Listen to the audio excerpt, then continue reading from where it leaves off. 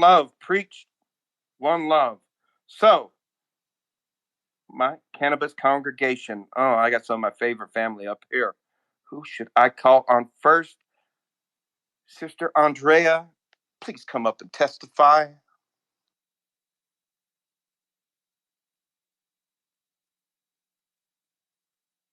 I got so caught up in what you were saying, I forgot what the question was. Yeah, I will repeat the question with love. What led you down the road to your cannabis connection? Oh, okay, so that's right. So like I grew up in the 80s too, and by the time I got to college in the 90s, like normal was a thing, and I was in sort of a what we thought back then was a woke sort of liberal type of education environment. Now we know different who it was founded by. But anyway, so I thought I was being a rebel, I think, even though I really didn't smoke cannabis at this time. I was following and researching and reading normal and doing papers and stuff like that. So when I wanted to get a tattoo my freshman year of college, I didn't want to be like everybody else and get a rose or whatever, blah, blah, blah. And so if you see a picture like where I'm showing my tattoo that's on my chest and you zoom in real close, you might see a weed leaf back there. So that was my first encounter, like, or just kind of getting into it. But Amen.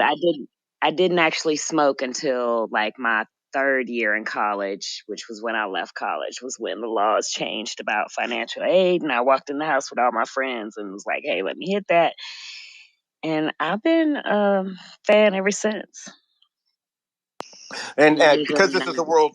a worldwide community with people listening maybe for the first time, tell everybody where you're calling from.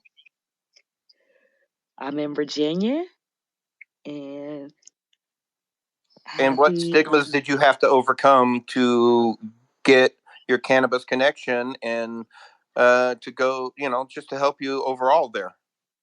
So kind of like how Cheryl Friend said earlier, she was like, I told So was feeling what she said when she was like, yeah, I don't want to do all that because I'm just used to it's just too much. And so first of all, like the older you get and the more you like embrace yourself and care less, like you don't want to do all that. You don't want to work all that hard. You rather chill out and not have the stress than to deal with the stress because then by the time you get the meds, it's like, okay, now I've used it all in like 5 minutes. But it just used to be more readily available and not so much of a big deal, even though it wasn't legal.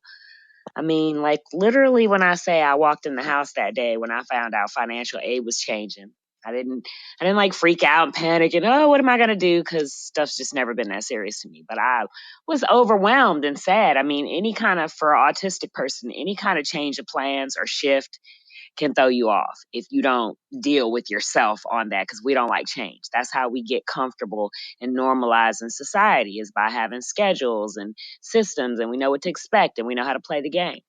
So when I walked in, I dropped my backpack like on the floor, like at the front of the door when I first walked in, and everybody looked at me, and I probably looked like I was about to cry. And there was like, I remember there being like a pile of weed on the table, and I remember there like always being a pile on the table around me, just with friends and family and just period. Almost like until I started smoking, it didn't become like, oh, you Mm-hmm. can't hardly get none now, right? But it Right. just wasn't a big deal back then.